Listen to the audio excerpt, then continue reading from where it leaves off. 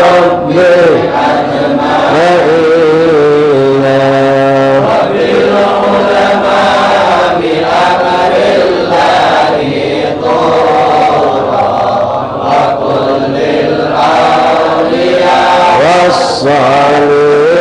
والصالحين خص بهم إمام القطب وجيه الدين تاج العارفين رضى برغبة التمكين ما رقم وجد مع الشريعة واليقين درس القطب أدنى عن القلب صدى للصادقين الدين وعلى الدين حقا له تحكيمنا وبه اهتدينا ولا ننسى كمال الدين سعدا عظيم العال تاج العابدين أبا بكر إماما هداه إلهه جهنكينا بهم ندعو إلى المولى تعالى بغفران يعم الحاضرين شامل ودوام ستر لكل المذنبين لتحسين عظيم بحول الله لا يقدر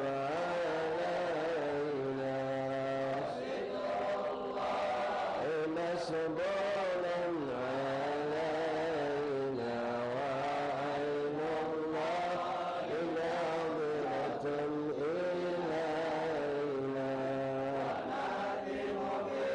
صلاة على محمد إمام الكون خير الشافعين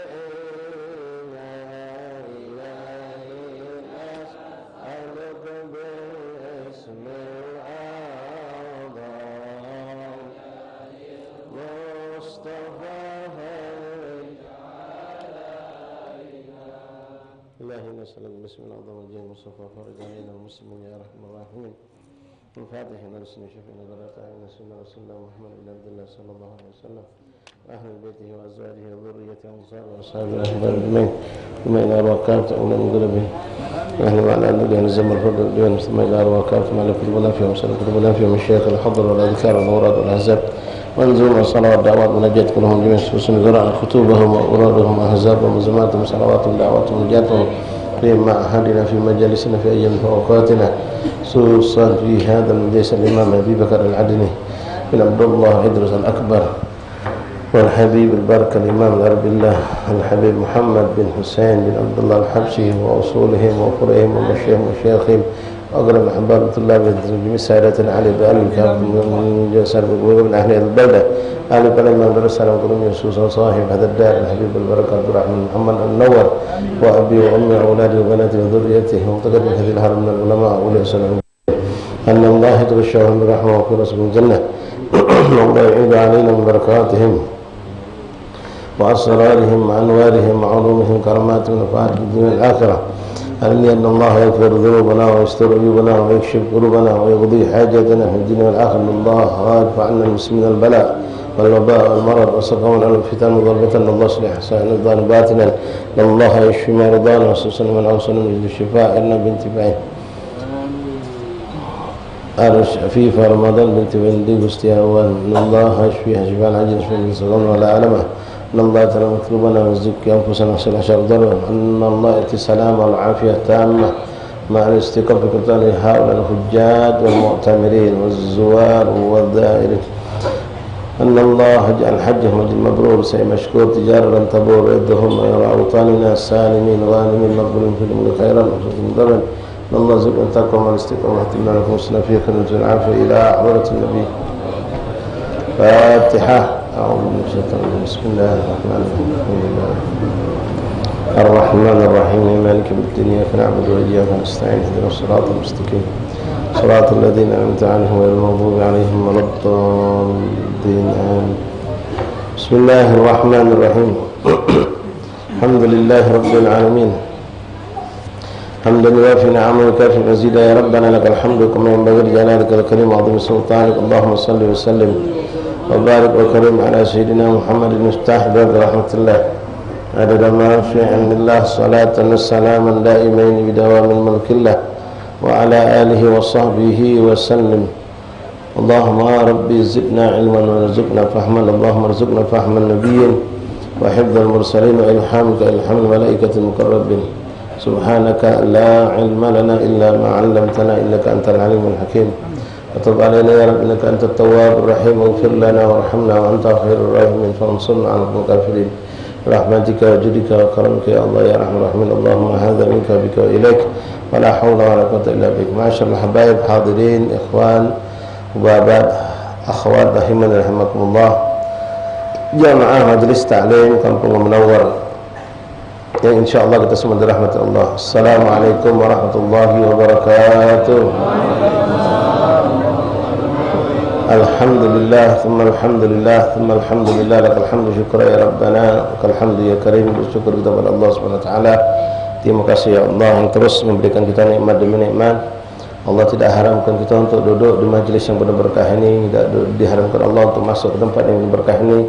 Walaupun kita menyadari ikhwan akhwati di pagi hari ini saja, di hari ini saja kita banyak melakukan kesalahan dan dosa. Tapi dengan dosa dan kesalahan tersebut Allah tidak halangi kita untuk mendapatkan kemuliaan dari majlis yang kita duduk bersama saat ini. Bahkan insyaAllah Allah jadikan duduk kita di majlis ini sebagai mukaffiratul dzunub, untuk mengampuni dosa-dosa kita yang telah kita lakukan sepanjang hari ini atau sepanjang satu minggu dari Senin ketemu Senin. Begitu banyak dosa dan kesalahan. Mudah-mudahan ya Allah berkat duduk di majlis ini Engkau ampunkan dosa kami, Engkau maafkan kesalahan kami sebagaimana sesuai dengan apa yang dikatakan Rasulullah SAW dalam hadisnya, ittaqillah haitsuma kunta fa'adbi sayyi'ata hasanat tamhuha. Dalam Al-Quran pun Allah mengatakan innal hasanat yudhhibus sayyi'at. Rasulullah SAW mengatakan setelah berwasiat kepada kita agar kita bertakwa kepada Allah di mana tempat dalam keadaan apapun. Ittaqillah haitsuma kunta. Lalu Nabi mengatakan fa'adbi sayyi'ata hasanatamuha. Lalu lakukanlah amal-amal baik, amal-amal soleh sebagai penutup penghapus kesalahan dan dosa yang pernah kita lakukan. Jadi amal soleh itu ngampunkan, menghapuskan dosa atau kesalahan yang kita lakukan. Bahkan Al-Quran pun menjelaskan bahwasanya kebaikan itu menghapuskan keburukan atau dosa. Sengaja kita niatkan untuk itu ataupun tanpa kita niatkan, insyaAllah kita mendapatkan apa yang dijanjikan oleh Rasulullah SAW. Namun kita perlu wujudkan dengan kesengajaan berbuat satu kebaikan di saat kita memang merasa melakukan suatu dosa atau kesalahan. Mata bermaksiat memandang diharamkan Allah, cepat buka Quran, pandang tulisan Al-Quran agar mengampunkan dosa yang kita lakukan dengan mata kita. Tangan kita melakukan sesuatu yang diharapkan Allah, cepat lakukan dengan tangan ini, entah dengan megang Quran, entah dengan berkhidmat, dengan tua kita atau apapun kita lakukan. Segala hal daripada keburukan yang kita lakukan cepat kita tutupi dengan kebaikan. Di pojok motor kita mungkin memandang sesuatu yang diharamkan Allah, melihat sesuatu yang diharamkan Allah, maka jadikan motor yang kita gunakan na'udzubillah min dzalik tadi dengan maksiat, kita langsung tutup dengan kita berzikir kepada Allah, minta ampun sama Allah, melakukan ketaatan. Ma'asyiral ahbab rahimakumullah, alhamdulillah tanpa terasa kita sudah masuk tanggal 25 daripada bulan Zulqa'dah yang mana dah lama lagi insyaallah kita akan bersama-sama menyambut mendapatkan hari-hari yang penuh berkah. Hari-hari daripada awal bulan Zulhijjah, 10 hari pertama bulan Zulhijjah adalah hari yang sangat luar biasa berkah. Mari kita siapkan diri kita ummahat akhwat untuk menyiapkan memperbanyak ketaatan kepada Allah, memperbanyak ibadat. Karena amal ibadah yang akan dilakukan oleh kita di hari tanggal 1 sampai 10 Zulhijjah adalah amalan yang paling dicintai Allah. Yang mengatakan itu Rasulullah. Karena hari-hari itu hari yang penuh keberkahan. Tanggal 1 sampai 10 Zulhijjah. Bahkan Allah Subhanahu wa taala menjadikannya sebagai sumpah di dalam Al-Qur'an. Qala Allah Subhanahu wa taala, a'udzubillahi minasyaitonir rajim. Bismillahirrahmanirrahim. Wal fajri wa layalil 'ashr wasyaf'i wal watar. Allah bersumpah wal fajri, demi waktu fajar. Ulama ada mengatakan fajrul wasat adalah fajar tanggal 10 Zulhijjah. Setelah orang turun dari wukuf Arafah melalui Muzdalifah, turun dari Muzdalifah menuju Mina di hari Nahar tanggal 10 hari Lebaran.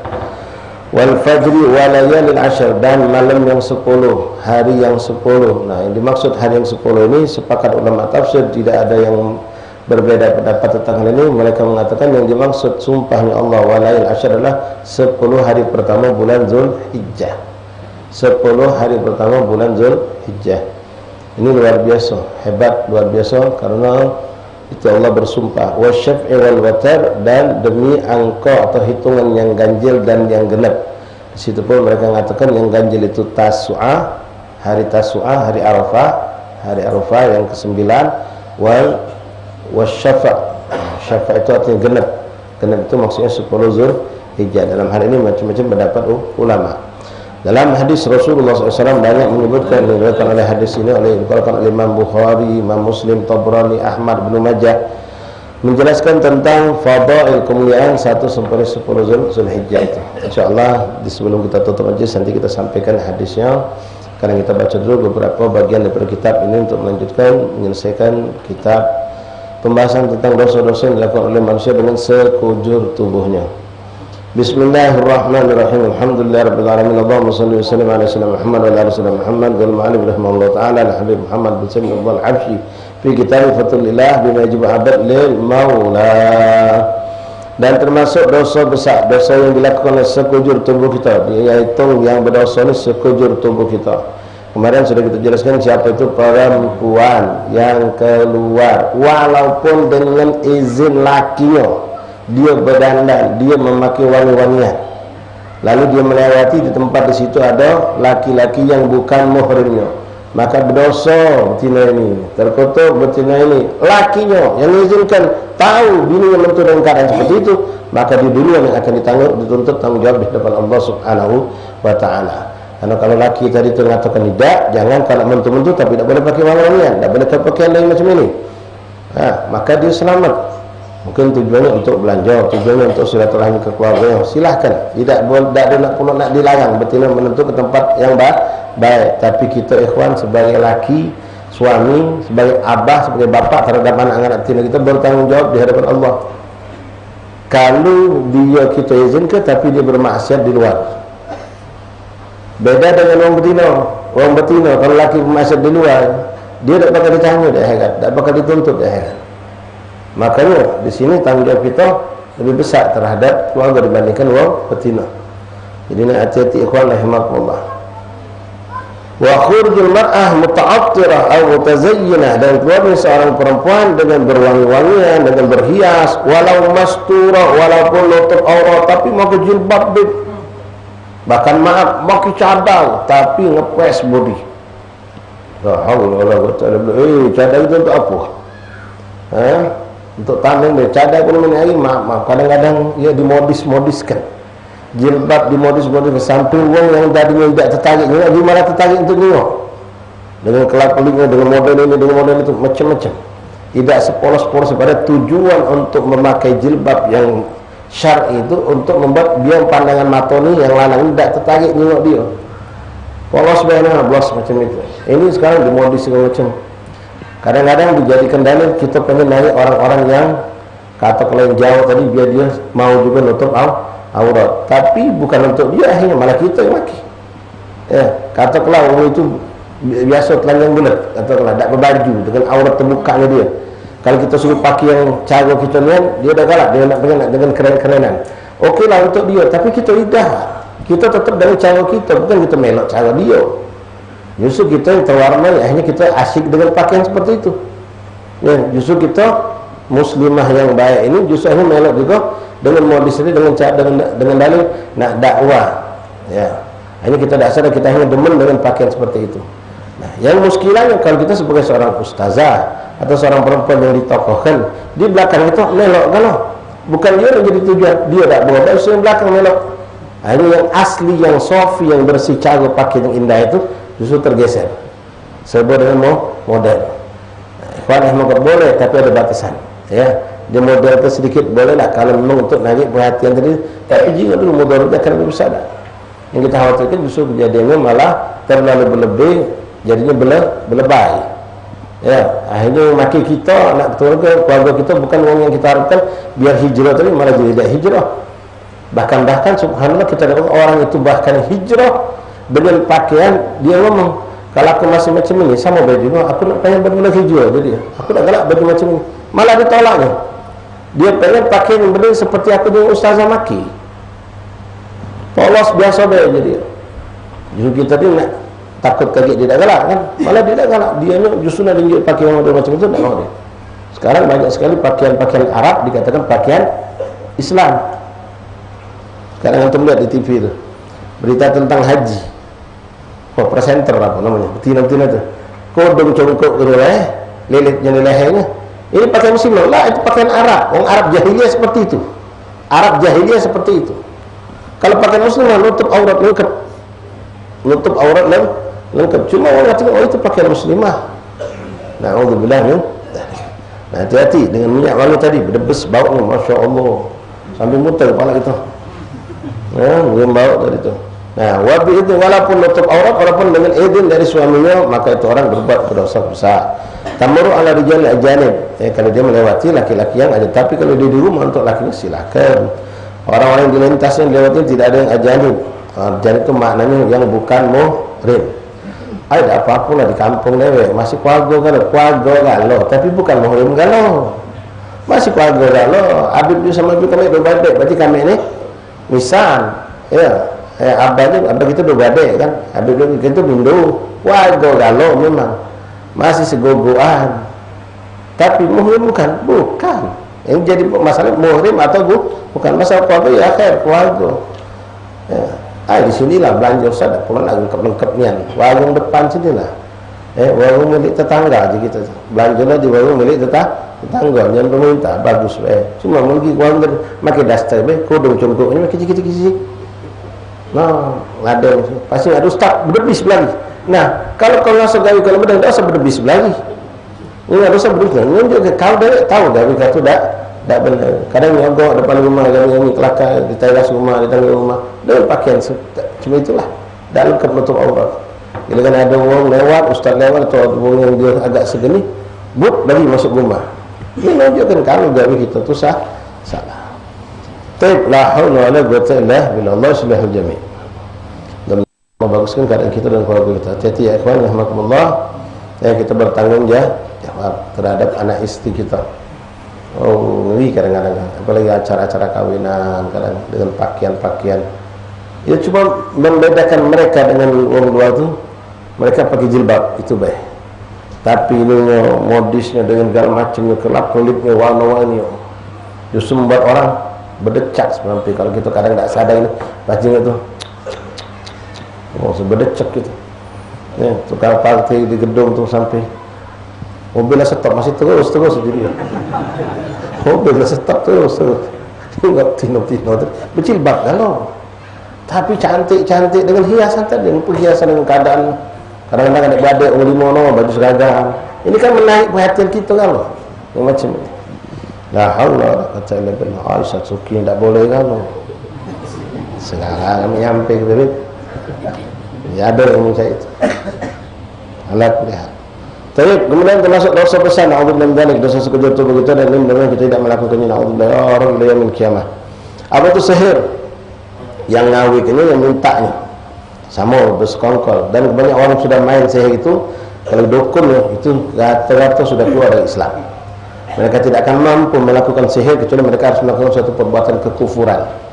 Entah menghinakan syariat Allah, entah menghinakan Quran, menghinakan Allah, menghinakan Nabi, baru dia pacak beriawan dengan jin, syaitan yang kelas kakap. Semakin dia pengen hebat, semakin dia harus mampu untuk menghinakan agama Allah ini. Na'udzubillah min dzalik. Sihir ada ya kawan. Dari zaman Fir'aun ada. Tantangan Nabi Musa itu paling hebat sihir. Maka Allah tundukkan dengan mukjizat Nabi Musa seperti sihir, tapi bukan sihir. Menundukkan tukang-tukang sihir itu. Sampai zaman Rasulullah itu ada, sampai zaman kita ada. Memang Allah ciptakan sihir itu ada, santet segala macam itu ada kan itu. Karena mereka bergabung dengan syaitan dan iblis. Nah kita mau melindungi diri kita dengan cara kita selalu menjalankan apa yang diajar Rasulullah. Ya kalau kita lanang penuh betina yang biasanya betina mungkin agak ada batasan. Cuma kalau lanang udah kata batasan. Apa dia ada? Jangan putus wudu. Kita bungkus diri kita dengan berwudu. Fa insyaallah. Kemudian zikir jangan lepas, berdoa jangan lepas. Apa yang diajarkan Nabi, keluar dari rumah baca doa, baca setiap habis salat baca ayat kursi, baca itu semua tameng gitu. Kalau kita sudah jalan, kalau ikhwan tetap masih kena juga, berarti sudah itu godok mubrom ya Allah. Yaitu cobaan dari Allah. Karena kita tidak pungkiri ada orang-orang soleh mereka kena sihir. Ya, bahkan Rasulullah SAW jadi sebab beliau mati syahid ini. Ada ulama mengatakan karena lewat sihir tadi, ada yang mengatakan karena racun yang di Khaybar yang sempat tertelan oleh Rasulullah SAW, tapi wafatnya Rasulullah panjang umur. Nah, sihir itu ada, teluh itu ada, santet itu ada.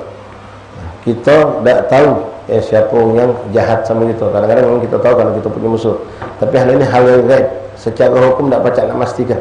Kecuali orang itu ngaku aku nyihir kau, bawa pacak dituntut dia. Kalau kita cuma don tidak bisa. Nah, kalau kita ngadapi minta maaf, naudzubillah ikhwan, ada kita ngasuh ini aneh penyakit. Lah gawak ke dokter angkat tangan kalau check up bersih sehat, tapi buang ini pecah sakit itulah kondisinya. Dengan kadang-kadang nampak di gayungnya, nampak di badannya, nampak dengan pikirannya linglung segala macam tadi. Kadang-kadang aneh, kembung perut, ya, kesakitan kesian. Sampai kita datang ke orang-orang soleh. Kadang-kadang orang soleh yang menuju Allah kelebihan, dia mengatakan memang ini kena sihir. Nah, yang fokus kita lakukan ikhwan bukan siapa orang itu menyanyi, tidak usah.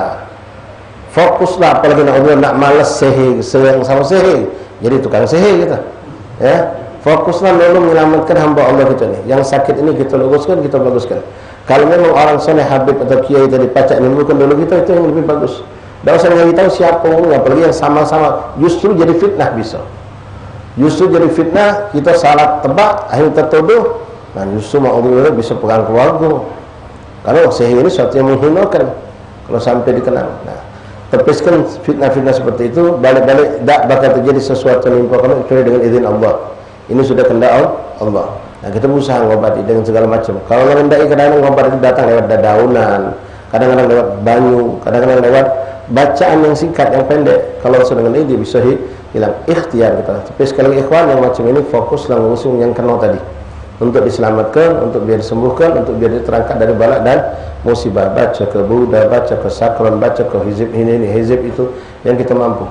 Bukan kata untuk menyerang orang yang berbuat kejahatan tadi. Ya urusan dia serahkan sama Allah. Tapi kalau memang dengan zikir, dengan apa yang kita baca tahu-tahu dia dapat imbasnya, itu sudah bagian dia. Tapi jangan disengajakan kita serang dengan Sakron. Ya, jadi ini diajak untuk walaupun memang ada kemampuan zikir aurat yang dibuat oleh salaf, oleh ulama gitu, hizib itu memang bisa menyerang orang yang berbuat kejahatan tadi. Ya, tapi kita lebih pengen tidak menyerang dia dalam arti kata mencelakakan dia, tapi kita lebih fokus untuk ngurusi yang sakit ini biar sembuh, biar sehat. Kalaupun sampai ada seorang meninggal dalam keadaan tersihir ikhwan, dia meninggal syahid. Meninggal syahid karena dia mazlum, orang yang terzalimi. La ilaha illallah Muhammad Rasulullah SAW. Was-sihir, sihir. Kadang-kadang kita pikir orang zalim banyak ni, cobalah tukang sihir itu nyihir orang zalim itu. Tapi tak galak tukang sihir. Apa CS kan? Ya, sama-sama dia tukang zalim, orang itu zalim juga macam itu. Ada pejabat yang zalim atau pemerintah yang zalim atau orang-orang jahat-jahat yang fasik-fasik. Ngapa orang tidak kena sihir? Ngapa tidak disantet baik di kita? Ya, subhanallah, memang dia sekongkol tak bakal dia mau melakukan seperti itu. Subhanallah, orang yang baik justru yang kenal. Nah, hati-hati ikhwan rahmatullah, ya kita jangan lepas zikir, lepas wirid, ya apa yang diajarkan oleh salat, insya-Allah paling minim lah untuk kita ni. Ya salat waktu usahakan berjamaah, jaga wudu, baca ayat kursi setiap habis salat, sebelum tidur baca ayat kursi. Antum pegang sikap wirid, ratibul haddad, insya-Allah aman selamat. Insya-Allah. Kalau antum mampu lebih dari situ silahkan, banyak wirid lain itu. Hizib Nawawi, Hizib Sakron, Hizib Muhammad An-Nasr pun ada juga. Banyak jadi silakan baca. Dan jangan lupa, kadang-kadang minta maaf ikhwan, minta maaf ya ikhwan. Kita sibuk dengan hazab hizib ini, tapi Quran tak kita baca. Padahal hizib itu banyak semua dari Quran. Quran kalau antum yakin baca dengan khusyuk, dengan tenang, dengan benar-benar baca tanpa hizib pun insya Allah kita selamat. Walaupun kita tetap menggunakan hizib, karena hizib ini adalah bagian daripada mereka ambil dari Quran dan hadis-hadis Rasulullah, diwajib disusun menjadi suatu bacaan. Istilahnya hizib.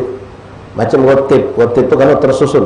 Kalau itu biasanya bentuknya baca yang panjang, nyambung. Nah, itu semua doa-doa ajaran Rasulullah. Ya, jadi bukan berarti kami mengatakan tidak usah baca hizib, baca Quran, dan tidak. Quran adalah bacaan kita. Cuma kadang-kadang kita nih ya sibuk dengan yang seperti ini, tapi Quran kita lupakan. Jangan lupa ke Quran, karena Quran itu sebagai benteng kita jelas, nyabur kita jelas, selamatkan kita jelas, dunia akhirat sampai ke alam barzah. Dan dia adalah ibadah, dan fungsinya salah satunya melindungi kita dari hal-hal yang seperti tadi, hal-hal yang seperti tadi. Wa asyhadu ahbab rahimakumullah. Kemudian wal khuruj an ta'atul imam. Kemudian kita ini namanya istilahnya apa? Pemberontak, ya, memberontak imam yang baik. Itu tidak boleh, haram hukumnya. Ya, tapi jangan salah. Ya, kadang-kadang seperti ini jadikan dalil. Kita lihat ada imam yang zalim, berbuat jahat segala macam. Kita tidak boleh ngomong, kita tidak boleh nentang, kita tidak boleh mengingatkan, tidak boleh bersikap. Salah juga itu. Imam yang salah, imam zalim perlu diingatkan. Mengingatkan itu bukan berarti kita nentang. Ya, mengingatkan itu bukan berarti kita nentang. Contoh nanti ini juga nih. Ya, dalam lagi nak lebaran. Kadang-kadang ada khilaf antara pemerintah menentukan tanggal berapa. Ada sekelompok umat Islam memilih tanggal yang lain dalam lebaran. Ini bukan berarti menentang. Dalam syariat Islam sepertinya khilaf seperti yang diperbolehkan.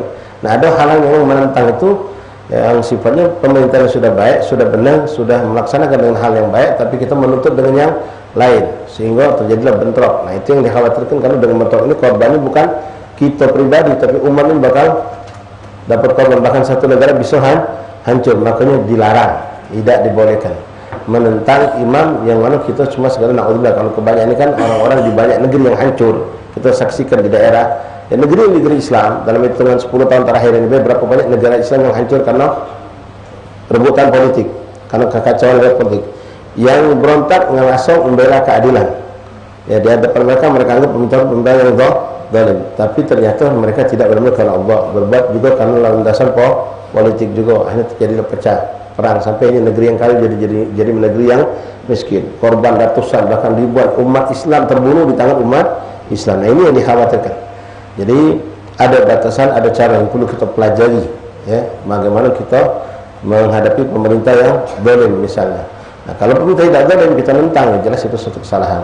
Dalam Al-Quran Allah mengatakan atiullah wa atir rasul wa ulil amri minkum. Taatlah kepada Allah dan kepada Rasul dan pemimpin di antara kalian. Ya, kadang-kadang kita banyak tuntut sama pemimpin, terlalu banyak tuntut, akhirnya malah membuat kekacauan, kegaduhan. Yang hak tetap kita katakan hak, yang betul adalah batil. Ketika dia menyimpang kita ingatkan, ketika dia membuat satu kemungkaran kita tegas untuk menentang kemungkaran tersebut. Bukan berarti menentang kemungkaran dikatakan kita menentang pemerintah. Kami bukan menentang pemerintah, yang menentang kemungkaran. Sekarang tengah kampung diizinkan membuka diskotik misal, berkumpul kafir muda-mudi dengan sampai dalu lagi dekat pesantren misalnya, atau apa yang sifatnya mungkar syariat dan akan menghancurkan, merusak akhlak moral muda-mudi di kampung itu. Kita perlu melawan. Ya, secara baik-baik dulu, diajak ngobrol, cara ya istilah tadi ngobrol, musyawarah, tidak baca dengan cara yang lain, tidak baca lagi boleh kita, kan syariat juga mengatakan idza aku munkar fa ghayyir biyadi wa illam yastati fa bilisani fa illam yastati bi qalbi wa huwa adhaful iman. Artinya kita dituntut melihat kemungkaran untuk merubah kemungkaran tersebut. Selagi masih pacak dengan cara ngomong, diajak lembut, ya tidak perlu kita dengan kekerasan. Ya, cukup dengan kita menggunakan kekuatan, tidak perlu dengan jabatan, tidak perlu kekuatan dengan massa. Ya cukup dengan itu. Kalau tidak baca dengan massa ini diajari caranya agar tidak brutal. Karena kalau kita model kita merusak fasilitas pemerintah, haram hukumnya. Haram itu ada hukumnya itu. Dalam syariat ditentukan kalau merusak taman dia, merusak fasilitas pemerintah. Karena pemerintah bukan milik si fulan itu, tapi milik pemerintah dibeli dengan duit rakyat juga. Nah, kita ketika berhadapan dengan kita hadapi Satpol PP, hadapi polisi, tentara, dia muslim, kita muslim. Nah, sampai batas mana kita boleh berhadapan? Itu semua diajarkan, dipelajari. Jangan kita cuma modal berani dan ngasuh mampu. Hanya naudzubillah terhukum kita hanya masuk golongan justru kita membunuh seorang muslim dengan tangan kita yang Muslim. Ada batasan, ada cara, semua itu dipelajari dan ada aturannya. Ya, ada aturannya. Kapan kita boleh sekedar, ya boleh kalau itu orang memberontak dalam syariat Islam tidak boleh dibunuh oleh pemerintah. Ya, kalau ada yang memberontak itu ketika mereka sudah lemah, bisa ditundukkan tanpa dengan dibunuh, maka diharapkan membunuh. Tapi kalau tidak bisa, harus dengan cara membunuh, baru diboleh membunuh. Itu semua nanti ada panjang aturan-aturan dalam syariat Allah. Dan di sini dikatakan oleh beliau khuruj an ta'atil imam. Kita keluar dari kepatuhan kepada seorang pemimpin. Mulai dari ya daerah sampai pusat sampai negeri. Jadi jangan salah persepsi tentang ini berarti kita tidak boleh menentang kemungkaran, bukan. Kita tidak boleh mengingatkan mereka yang salah, tidak. Itu kewajiban kita mengingatkan mereka untuk biar mereka bersikap adil, bersikap dengan kebajikan dan kebaikan. Ketika ada kemungkaran dibuka, kita harus dengan tadilah caranya. Ya, ada jalan yang kita bisa lakukan dengan cara yang diridhoi Allah Subhanahu wa taala. La ilaha illallah Muhammadur Rasulullah sallallahu alaihi wasallam. Ya, katanya ikhwan rahmatullah, kadang-kadang kita ini modal hawa. Ya, memang kita bela aslinya hak, tapi kita ketika eksekusi melakukan banyak yang batil. Kita melakukan macam tadi, ngancur kebagaan segala macam tadi, ya, menghina, keluar kalimat-kalimat kotor, anjing, babi, iblis, setan keluar. Makna rahmat Allah turun, makna hidayah datang kepada mereka. Justru kita jadi terpuruk dan buruk. Kalau kita ingat cerita tentang Imam Ali bin Abi Thalib karamallahu wajhah. Ketika Imam Ali bin Abi Thalib duel dengan orang kafir, perang ini kafir, jelas-jelas kafir, menentang Islam, menghina Islam. Begitu orang itu sudah duel, ya, nyampak orang kafir, pedang yang lepas nyampak, Imam Ali langsung berdiri di pucuk badannya, mijak badannya, pedang yang mau tempel ke leher. Begitu Imam Ali nak lebas leher, subhanallah, orang kafir sempat meludah, diludah Imam Ali. Kira-kira kita, naj kita, malah ajar ini. Awalnya sudah tinggal berteng, makin mudah bersempat. Tapi subhanallah, seorang imam didikan Rasulullah. Saat itu emosinya naik. Nah di situ dia bisa nahan. Kalau kubunuh, ini kubunuh karena Allah, bukan aku rasa diludahi. Kalau aku membunuh karena aku rasa hina diludahi, mungkin tidak dapat pahala syahid fisabilillah, tidak dapat pahala membunuh orang kafir. Tapi kalau membunuh kemudian tadi memang benar-benar bukan karena diludahi, karena memang kafir dibunuh tadi, maka jelas itu tujuannya.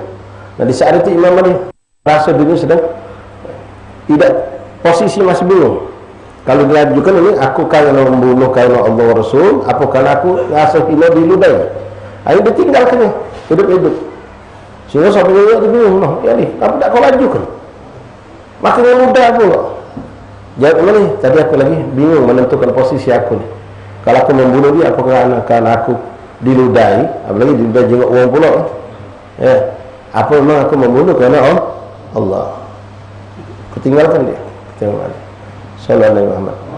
Nah, sepertinya kadang-kadang kita perlu menjaga diri kita jangan sampai salah. Ya, ketika niat kita sudah bagus, tujuan kita bagus, tapi pas eksekusi kita menghadapi hal-hal yang macam kita menghadapi uang, mengenai salah muka udah. Kita datangi, kita pas orang itu misalnya ngelawan, lalu ngawak nama abah gitu. Lah kau makin ngawak nama abah aku pun. Ngawak dulu. Emosi itu udah beda sudah, bukan beda yang hari. Karena abah gitu dengan ngawak. Nah ini hati-hati. Ya, takut kita melakukan suatu tindakan niat tadi bagus, tujuan bagus, tapi justru hancur, buruk. Nasallahu alaihi wasallam. Wal khurud an ta'atil imam wa tawalli an yatim wal masjid awil ghada aw nahwu dhalika ma ilmihi bi'ajzi an al-qiyam bi tilka al-wadhifah wa hiya adh-dhalim. Wallahu ikhwan, seandainya ini kalimat didengar oleh mereka-mereka yang sekarang lagi berebut ini.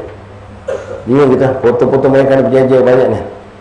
Coba dengar nasihat Imam Ibn Muhammad bin Husain Al-Habsyi ini. Termasuk dosa besar sepanjang sekujur tubuh. Nah, kita juga yang tahu mereka memang apa kata beliau? Ini jelaskan dulu, maaf ya. Wa tawalli ala yatim, orang yang lembek tanggungjawab, pengen ngurusi anak yatim, pengen ngurusi masjid, pengen jadi pemimpin, ngurusi rakyat, pengen menjadi qadhi, hakim, tapi dia tidak sadar dia tidak mampu. Cuma ini menguntungkan. Walaupun kita lihat anak tak kacik niat tujuan mengaji duit, buat masjid, anak yatim, anak lillahi ta'ala, tapi mampu tak kau? Kalau kita tidak mampu, maka akan jadi suatu kehancuran. Haram hukumnya, dosa. Apalagi bukan cuma tidak mampu, memang ada tujuan yang Allah bilang dalik. untuk kepentingan politik partainya lah, untuk kelompoknya lah, untuk dirinya lah, untuk memperkaya dirinya, untuk mempermudah usaha proyek-proyek. Kalau dia dipucuk dia gampang. Misal, na'udzubillah min dzalik, wong yang niat jujur, polos, bersih, memang untuk membenarkan umat, tapi dia tidak sadar aku tak mampu. Tapi dia masih maju. Ini orang berbuat kezaliman, pertama terhadap dirinya dewek, kedua berbuat kepada umat yang ada di bawahnya. Bahkan tunggulah kehancuran, kata Rasulullah. Kalau kita salah meyakinkan kepemimpinan kepada orang yang salah, nanti memang kita muncul pada zaman sekarang para ikhwan kebingungan dengan yang mana yang bersih. Kita tahu kalau kantor mereka, misal dalam posisi seperti itu, maka kita akan tetap memilih pertama cari yang muslim, kedua yang menjalankan syariat Islam dari jenis kelamin, yang mana yang dibolehkan, yang tidak dibolehkan. Kemudian kita lihat yang mana yang terbaik dengan buruk ini. Ya, tanya sama ulama, tanya sama ustaz, tanya sama orang tahu.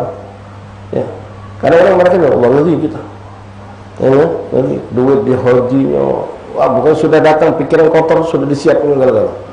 Ya, sudah pacak tergambarkan, terjemahkan cara nak jadi jembe sudah kotor. Apalagi kalau sudah jadi, na'udzubillah min dzalik. Nah, harapnya termasuklah kita nak megang langgar, misalnya kecil, nak jadi IT. Ya, kadang-kadang kita ni tak galak tapi dipaksa orang. Itu sudah terjadi. Bahkan dikatakan ulama, kalau uang yang kita tidak minta tapi modal jadi pemimpin, jangan pernah kamu milih dia. Pasti ada tujuan dan maksud yang buruk. Tapi kalau orang kita tuntut, kita minta, kalau kita lihat ini orang mampu untuk jadi pemimpin tapi dia nolak, kejarlah orang itu, jadilah pemimpin. Kalau memang ini orang berarti tidak ada tujuan yang sifatnya duniawi ataupun yang menyimpang, insyaAllah kita nilai dia orang baik. Dia baik, orang yang kita anggap amanah, bagus, segala macam. Kita minta, dia nolak, tak mau dia, berusaha nolak dia. Nah, orang ini boleh kita usahakan mungkin di lobby lewat ulama apa, karena kalau tidak akan megang, negeri ini bakalan jauh tambah. Misal itu kan terjadi pada cerita salaf kita. Banyak di antara pemimpin yang soleh, yang adil itu, ketika mereka sendiri merasa sudah berat beban ini, pengen mundur, maka datang ulama nasihat, kalau kau mundur, tak manjur, bertahanlah kau, kami bersama kamu. Nah, posisi seperti itu kan sebenarnya di zaman kita pun ada, cuma tidak pernah jadi baik. Ya, tokoh yang kita anggap orang baik dikelilingi oleh ulama, tapi karena kebatil lebih hebat, subhanallah, tidak jadi orang ini. Ya, bukan berarti sia-sia dari tadi. Ulama kita, ustaz kita, guru-guru kita berupaya untuk mencari yang terbaik buat umat, tapi tidak jadi, itu tetap dalam hisab hasanat mereka di hadapan Allah Subhanahu wa taala. Jadi balik ini, tanggung jawab apapun ikhwan, sekecil apapun, kalau kita tidak mampu, kita tidak pacak, jangan limbek. Contoh macam kami di pesantren misal, ditugasi ngajar, ustaz antum kami tugasnya ngajar faraid sama balaghah. Anda ngaku dia nah. Ini kan keren ngajar faraid, balaghah, mustawanya tinggi. Tapi anda mah sadar, anda ini belajar tapi tidak paham. Apa enggak paham kau enggak baca. Anda mau enggak harus. Kalau anda paksa, siap, marhaba, siap begitu. Kita bingung masih ngurus pelajarannya. Mana nak ngajar, akhirnya usaha. Kita ngajar tak benar, budak pun tak paham. Nah, termasuk ini bentuk khianat. Termasuk bentuk khianat. Kita diminta menjadi khotib Jumat. Ini beberapa kawan kita pernah, Ustaz nak diminta orang kampung untuk jadi khotib. Sekarang ente nilai ente mampu tak? Ente ngerti tak hukum? Kalau ente ngerasa tak mampu, ente tolak. Haram hukum. Apalagi Alhamdulillah cuma karena ecehan tadi tu, khotib dapat hadiah misalnya. Oh, haram, jelas itu menjual agama. Kita tidak ada kemampuan, kita maju ke depan, tidak boleh. Nah, termasuk juga ya untuk jadi saksi nikah. Ya, itu kita ya memang semua kita yang hadir di pernikahan itu menjadi saksi kalau. Cuma yang formal tadi itu dituliskan. Kita ini paham apa tidak tentang nikah? Sah. Ya, itu sah. Benar tidak tahu. Nah, ini nak jadi. Intinya apapun amanah yang kita rasa tidak mampu, jangan pernah kita lagi mau, haram hukumnya. Dan sebaliknya jangan juga kita menyerahkan amanah kepada orang yang kita nilai tidak mampu. Khianat juga kita khianat terhadap ini amanah. Dan apalagi kalau itu sampai naudzubillah dengan kebodohannya, dengan kekurangan, merusak agama, merugikan umat kita yang kena dosa. La ilaha illallah. Ma ilmu bi'ajzi an yanbi tilkal wadhifah wa iwa'ud dhalim, dan menolong orang-orang yang berbuat kedzaliman. Hati-hati ikhwan. Di sini nanti kita menghadapi masalah yang seperti ini, itulah kaki ada istilahnya, kita bingung nak dipimpin orang zalim galau misal. Ya, ini siapa? Ada yang namanya golput, ya, golongan tidak galak miri, tidak galak melok. Nah ini kita jangan menghukum diri kita, tanya ustaz, tanya ulama, benar tidak kalau nggak jadi golput? Ya, ternyata ustaz mungkin punya pandangan lain. Kita tidak boleh golput, kita harus memilih. Macam tadi, inti pilih yang terbaik dari yang buruk. Misal diarahkannya, kita melok yang bimbingan ulama tadi. Jangan kita menghukum diri kita dewek, jalan dengan cara kita dewek. Karena di situ juga ada hukum sampai di mana kita ketika memilih mereka kita melok tanggung jawab dosa. Ya, dalam kebaikan kita milih dia, kita juga dapat bagian pahala. Tapi yang sampai di mana? Alhamdulillah, tetap Allah. Karena memang kalau kita nak nyari sekarang orang yang benar-benar sofi bersih, mungkin sangat sulit. Jadi itu nanti mungkin yang terbaik dari yang buruk tadi. Tapi ketika sudah kacamata syariat, menunjukkan jangan seperti wong kafir, ya jangan. Ada muslim, kita terus milih wong muslim. Tapi muslim mana? Wong muslim bejat misalnya. Tanya kepada ulama, tanya kepada ustaz. Mereka yang lebih paham tentang hukum seperti ini. Wallahu a'lam bishawab. Ma'asyiral ahbab, hadirin rahimakumullah, fidakumullah. Kembali kepada pembahasan di awal tadi tentang bulan Zulhijjah. Awal Zulhijjah, ikhwan rahimakumullah, hari berkah. Insyaallah kalau tidak meleset, kalau memang bulan ini hitungannya kemarin kita ini sudah ada perbedaan bulan Dzulqa'dah nih ya. Ada yang mulai duluan, ada yang besok yang baru mulai. Nah, ada yang tanggal bulan Dzulqa'dah ini sampai tanggal 29 jatuhnya dia hari Jumat. Nah, ada yang Jumat itu sudah masuk 30. Anggaplah tanggal hari Sabtu nanti insyaallah itu sudah masuk Zulhijjah, awal Zulhijjah. Maka mari kita ikhwan memperbanyak ibadah. Terutama yang diajarkan situ adalah puasa sunnah. Rasulullah SAW bersabda di banyak hadis, Rasulullah mengatakan, "Ma min ayyamin ahabbu min amal salih min ashra Zulhijjah." Kama qala sallallahu. Tidak ada amalan yang lebih dicintai Allah yang kita lakukan melebihi daripada amalan-amalan yang kita lakukan di 10 Zulhijjah, di 1 sampai 10 Zulhijjah. Tidak ada amalan yang lebih dicintai Allah. Artinya ini sangat dicintai Allah. Kalau hari ini kita taklim, ya, ini dicintai Allah. Tapi nanti pas masuk 10 Zulhijjah itu lebih dicintai Allah lagi. Lebih hebat lagi amal saleh yang kita lakukan. Sampai sahabat berkata kepada Rasulullah, "Walau jihadun fi sabilillah ya Rasulullah."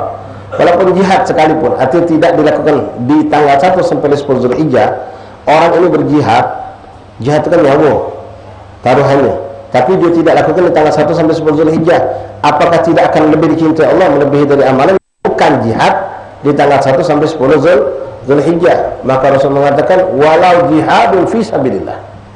Walau jihad sekalipun, kata Rasulullah, tidak akan bisa melebihi daripada tanggal 1 sampai 10 Zulhijjah amalan baik, walaupun itu bukan jihad. Illa, kecuali kata Nabi, kalau jihad tadi illa rajulan kharaja binafsihi wa malihi wa lam yarja' minhu syai'.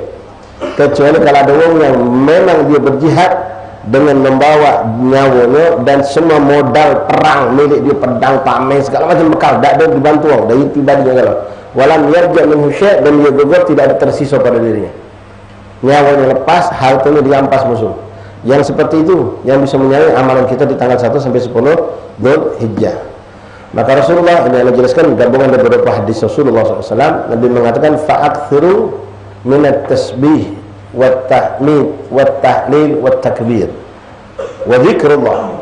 Maka perbanyaklah kalian di hari-hari tersebut Rasulullah daripada ucapan tasbih, subhanallah, tahlil, la ilaha illallah, tahmid dulu, tahlil, tasbih, tahlil, alhamdulillah, tahlil, la ilaha illallah, takbir, Allahu akbar. Perbanyak. Jadi kita buat gigitan dahulu.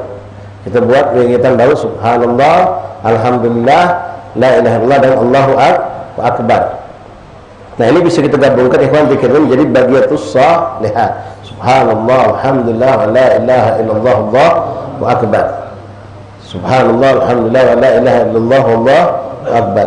Lalu Rasulullah mengatakan, fa inna siyam fihinna, sesungguhnya puasa satu hari di hari yang 1 sampai 10, cuma 10 tak masuk karena hari lebaran tak boleh puasa.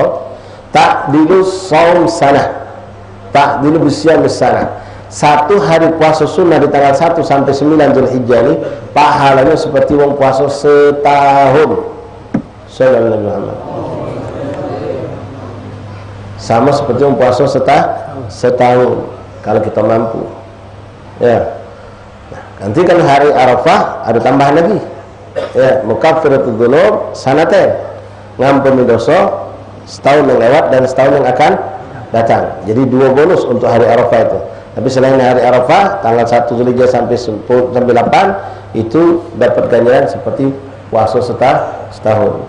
Lalu Rasulullah mengatakan dalam hadis bahwasanya setiap amal soleh yudha'ifu ila sab'an wa dha'f.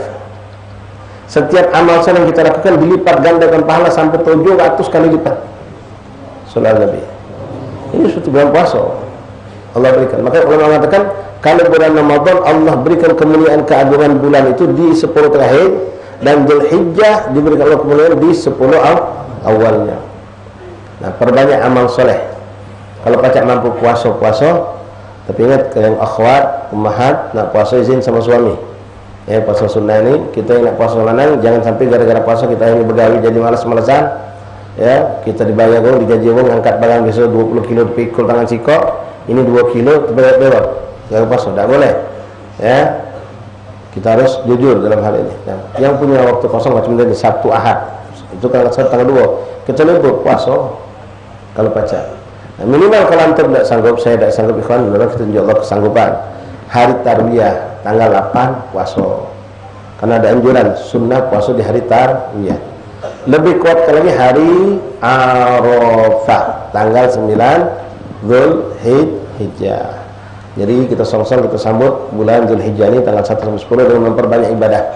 Karena setiap satu amalan soleh dilipat gandakan 700 kali lipat. Satu hari puasa sunnahnya diganjar dengan 1 tahun pahala puasa. Kalau kita sanggup ambil 5 hari, ambil 5 hari. Berapa kita sanggup kita ambil ikhwan rahimakumullah. Dan mudah-mudahan insyaallah kita bertemu dengan Allah dengan malam Baitul Aid, malam yang penuh berkah, dan insyaallah taala mungkin Senin depan kita bisa pembahasan lagi tentang hari lebaran dan apa yang kita sunahkan untuk melakukan di hari lebaran insyaallah taala. Mungkin untuk hari ini kita cukup sampai di sini. Mudah-mudahan Allah Subhanahu wa taala menjaga umur kita sampai bertemu dengan bulan depan dan masuk ke bulan Zulhijjah dengan semangat untuk menambahkan ibadah di hadapan Allah Subhanahu wa taala. Jadi kalau hari ini ikhwan kita majelis dapat pahala, kata Nabi 1 saat sejam duduk di majelis taklim lebih afdal pada 1000 rakaat salat sunnah, lebih afdal 1000, itu kaget dilipat gandakan 700 kali lipat. Nanti kalau nanti ketemu hari Jumat lain lagi, mudhaafnya Jumat dapat lipat ganda, tambah terus. Jadi persiapkan benar diri kita untuk memperbanyak ibadah termasuk taklim, majelis dan sedekah dan lain-lain. Mudah-mudahan kesempatan seperti ini ikhwan juga kita pikirkan untuk orang tua kita. Ya, perbanyak tilawat Al-Quran. Di situ Rasulullah mengatakan wa aktsir min tasbih, tahmid, tahlil wa dzikrullah wa afdalul dzikir la ilaha illallah. Wa afdalul dzikir kata Rasulullah wa afdalul ibadah ummati ba'da faraid tilawatil Quran. Nah, perbanyak juga baca Quran. Wallahu a'lam bissawab. Bismillahirrahmanirrahim.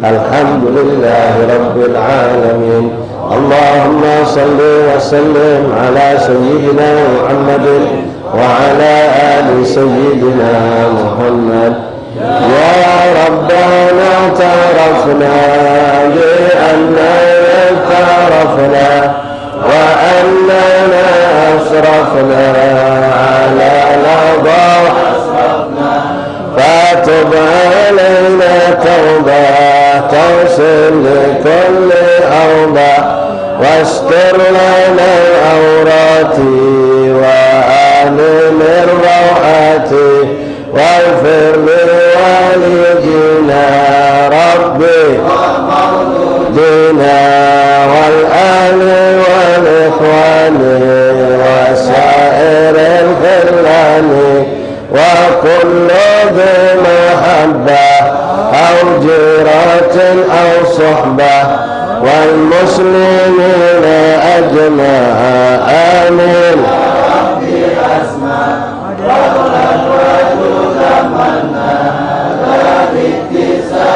منا بالمصطفى الرسول نحظى بكل السول صلى وسلم ربي عليه عند الحب وآله وصحبه عبادة الصحبه والحمد لله. Fatihah al-Qubur wa sallallahu alaihi wa sallam wa sallallahu alaihi wa sallam. Kalau mau gitu ngajar itu haji Azmi. وذنوبنا يستغفرون ويشفي قلوبنا وجميع الضربات الله في مرضانا وسلسلنا من أوصال بالإشفاء وما نذنب بالله رؤنا بانتفاعه وألانة السلامة والعافية تامة مع الاستقامة في كل طاعة لهؤلاء إخوان الحجاج والمسافرين والمعتمرين. الله اجعل حجهم حج مبرور سعي مشكور جر تبر. الله يتم العافية تامة والاستقامة في كل طاعة. الله يدفع عنا كل شر وأنهم كل شر الدائر الضعف أن الله يرد من أوطن سالم من غانم عافية تامة. وألانية خصوصا لأخينا عثمان بن أبوستي أن الله يأتي له السلامة والعافية تامة. أن الله يردهم إلى أهلهم إلى أحبابهم سالم غانم محفوظ من كل شر ضيق الذين من صالح جالبة لكل خدافة كل شر نور مسلمين إلى حضرة النبي. فاتحة. أعوذ بالله من الشيطان الرجيم. بسم الله الرحمن الرحيم. الحمد لله رب العالمين الرحمن الرحيم مالك يوم الدين إياك نعبد وإياك نستعين اهدنا الصراط المستقيم صراط الذين أنعمت عليهم غير المغضوب عليهم ولا الضالين آمين. Ya Allah, amin. Pak Rahmatullah menyampaikan beberapa pengumuman. Pertama, minta maaf sebelumnya bagi antum yang ngerasa sudah daftarkan anak atau keponakan atau siapalah untuk menjadi santri Pondok Anwar Thayyibah untuk tahun depan, tolong hubungi pondok memastikan sudah dicatat atau belum. Lalu kami sampaikan yang memang ada niat pengen nak mondok ke di Pondok Anwar Thayyibah untuk tahun depan, mungkin kami